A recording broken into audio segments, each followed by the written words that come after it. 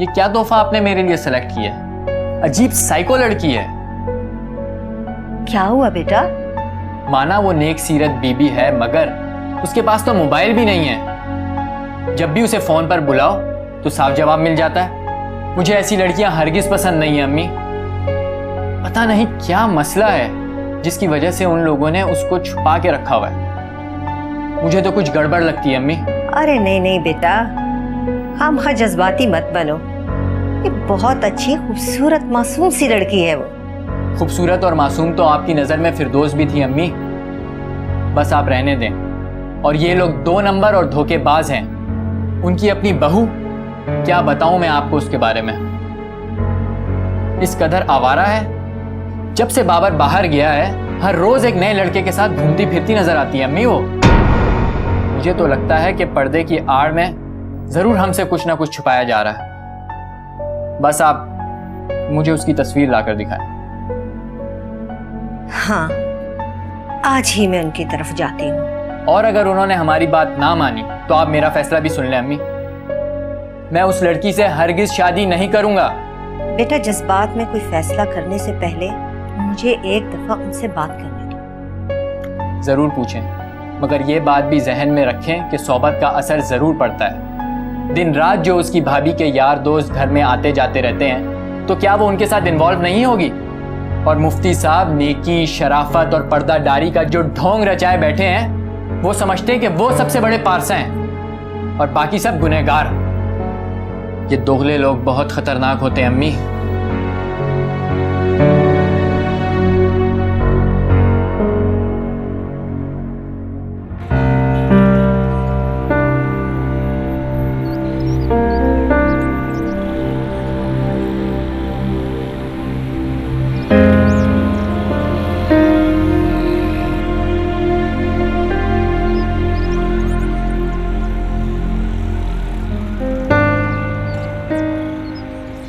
मुफ्ती साहब, किशोर बहन मासूमा को अपने साथ ले जाना चाहती है।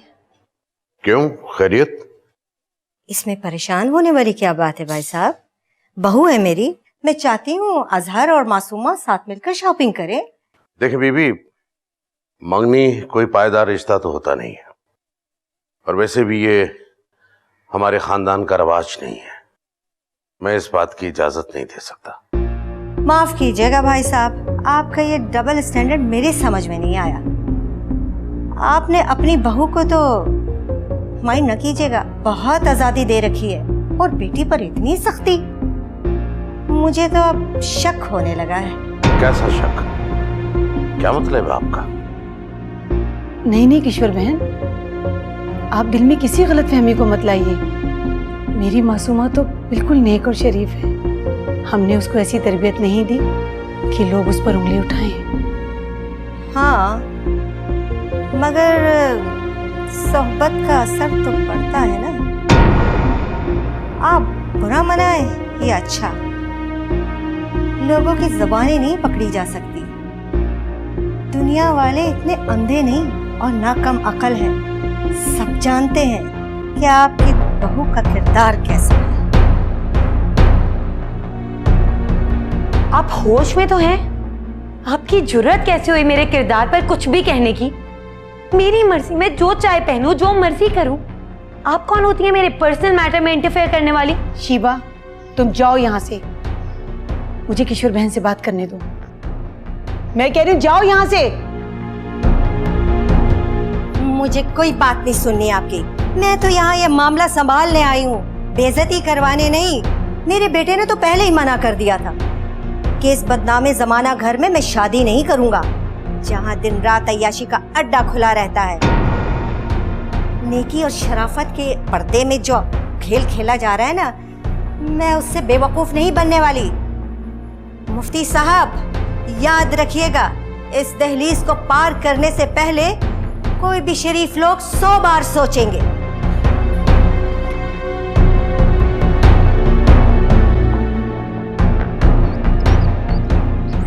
तुम उसे लेकर सीधा मेरे पास आ जाते तो ये गड़बड़ ना होती, मगर तुम्हें तो पैसों का लालच था। सेठ अमान के पास ले गए। बेवकूफ, बेड़ा गर्क कर दिया तुमने हर चीज का। मामू, मुझे क्या पता था कि वहाँ मम्मा और डैड दोनों ही आ जाएंगे। बेवकूफ इंसान, जब अकल नहीं थी तो इतना बड़ा फैसला क्यों किया मुझसे पूछे बगैर? अब मैं क्या करूं? सेठ अमान को भी पुलिस पकड़ के ले गई है। कुछ नहीं कर सकती पुलिस उसका। एक दिन में वो बाहर आ जाएगा और फिर तुम्हें भी ठिकाने लगाएगा और मुझे भी। क्या हो गया? खैरियत तो है? तुम्हारे होते हुए खैरियत हो सकती है? तुम्हारी वजह से मैं इस मुसीबत में गिरफ्तार हूं। तुम तो जाओ यहां से।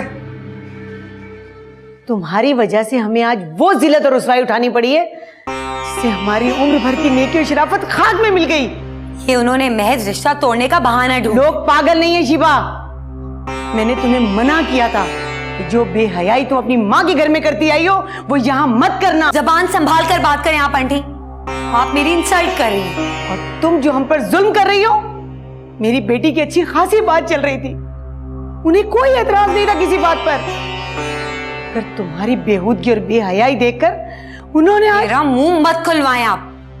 ये बात आप भी अच्छे तरीके से जानते हैं कि आपकी बेटी मासूमा किस कदर मासूम, नेक और शरीफ है। और पर्दे की आड़ में इसने अपनी सहेली मरियम के भाई साद के साथ इश्क लड़ाया और तन्हाई में उसके साथ... शिवा!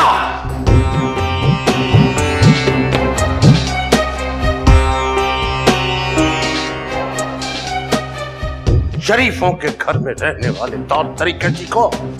चीखे मत और पूछे अपनी इस नेक परवीन बेटी से और अपनी इन बेगम से कि आपकी पीठ पीछे क्या क्या करती फिर रही हैं लोग। मैं बुरी हूं, बदनाम हूं, लेकिन डंके की चोट पर हूं। जो अंदर से हूं वही बाहर हूं। लेकिन ये तो आपकी पीठ पीछे साथ के साथ अपना मुंह काला... जबान को लगाम दो। मेरी मासूम बेटी पर इल्जाम लगाते हुए तुम्हें शर्म नहीं आई? तुम्हारी वजह से इसकी मंगनी टूटी है और इसी पे इल्जाम तराशी कर रहे हो। तबाह हो जाओ।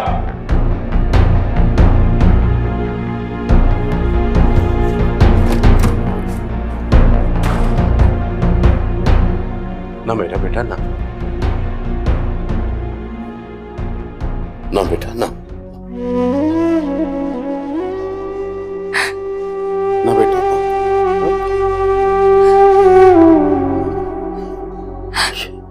मैं अपनी बेटी को जानता हूं। इन लोगों की बातों को दिल पे मत लो, बकवास करते हैं। तो मेरा मान है, बाबा का गुरूर।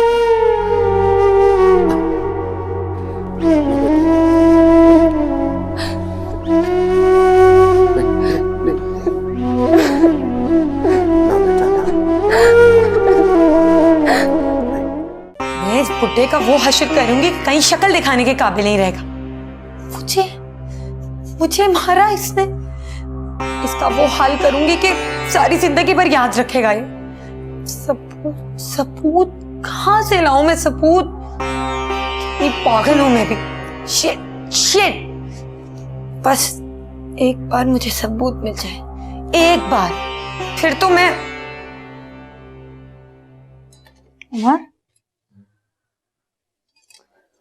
मिमी बहुत अपसेट है।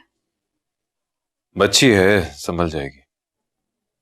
हाँ, मगर सानिया के बारे में कुछ... राबिया, मैंने तुम्हें पहले भी कहा है कि इस घर में मैं उस औरत का तस्करा सुनना पसंद नहीं करता।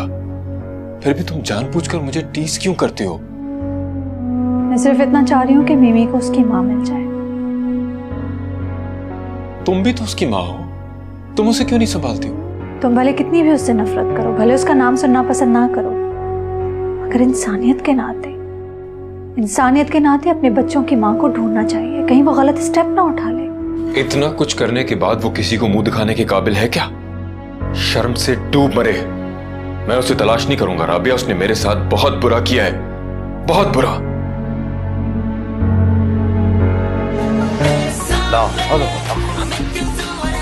आशा बेगम।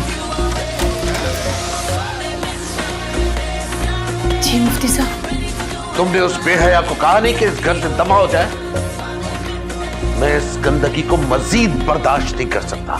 सुनो तुमने क्या कह रहा हूं मैं आपको क्या बताऊं मुफ्ती साहब, वो अब यहां से नहीं जा सकती। क्या? क्यों नहीं जाएगी? ये उसके बाप का घर नहीं है, धक्के देके निकालो उसे। ये अब शिबा का घर है। क्या क्या मतलब है?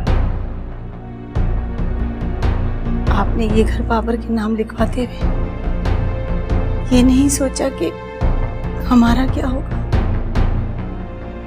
तुम कहना क्या चाह रही हो? बाबर ने ये घर अपनी बीवी के नाम पे लिखवा दिया। अब हम उसे नहीं, वो हमें यहाँ से निकाल सकते। ये किसने बताया तुम्हें? बाबर ने।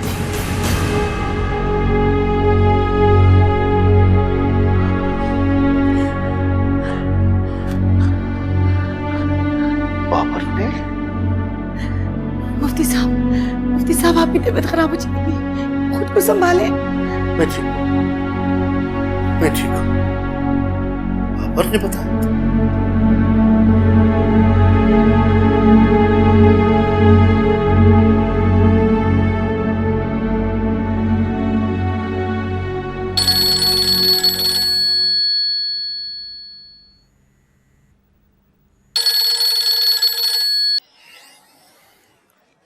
जी अब्बाजान। बाबर, तुम हमारा फोन नहीं उठा रहे थे। वो अब्बा जी कमरे में नहीं था। अब किधर अलाउड होता है कॉलेज में फोन ले जाना। खैर, आपकी मिस कॉल्स आई हुई थी, खैरियत तो है? तुम जैसी औलाद हो तो बाप कभी खैरियत से रह सकता है? तुमने मुझे धोखा दिया, बेवकूफ बनाया मुझे। बाबर, मैं कभी तुम्हें माफ नहीं कर सकता। वो अब्बा जी अब क्या हो गया है? एक तो जब देखें आपका फोन आता है और शिकवे, शिकायतें, शिबा की बुराइयां। क्या समझ रहे हैं आप मुझे? हालांकि उस बेचारी ने कभी भी आपकी ज्यादतियों के बारे में तो मुझे कुछ नहीं बताया। तुमने मेरे लाड प्यार का नाजायज फायदा उठाया बाबर। ये घर मेरी मेहनत की कमाई, रिज्क के हलाल से बनाया हुआ है, और ये घर तुमने उसके नाम कर दिया। ये तुम कैसे कर सकते हो? कैसे? अदालत के जरिए अब्बा जी, क्योंकि मुझे अंदाजा था आपकी तंगदिली का। जिस दिन उसको घर से निकाल के बाहर कर देते, अरे मेरे होते हुए आप लोगों ने उसको बर्दाश्त नहीं किया, तो मेरे जाने के बाद? नहीं, मैं उस खबीस औरत को ये घर कभी लेने नहीं दूंगा। ये घर मेरा है, समझे तुम? ये घर मेरा है, आचा का है। और सुन लिया है मैंने। अब्बाजान, अब आप भी एक बात समझ लें। अरे बुढ़ापे के आखिरी 4 दिन हैं, क्यों नहीं हंसी खुशी गुजार लेते? अब जिस दिन वो घर से निकाल बाहर करेगी तो उस दिन मुझे फोन करेंगे कि तुम्हारी बीवी ने ये किया वो किया। जैसे वो कहती है वैसे क्यों नहीं कर लेते? क्या फर्क पड़ता है घर किसी के बिना? आपको तो 4 दीवारी चाहिए ना, एक छत चाहिए, मिल रही है आपको। क्यों बिना वजह शोर मचा रहे? रखता हूं फोन में।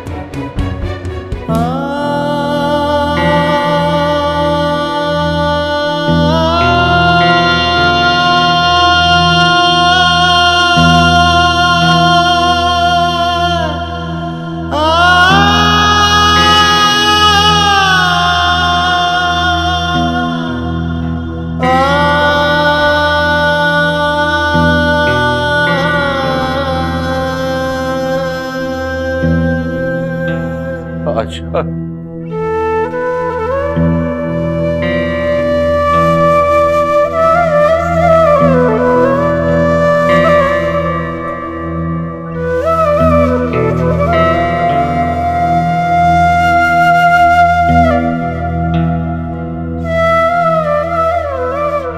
हम लुट गए।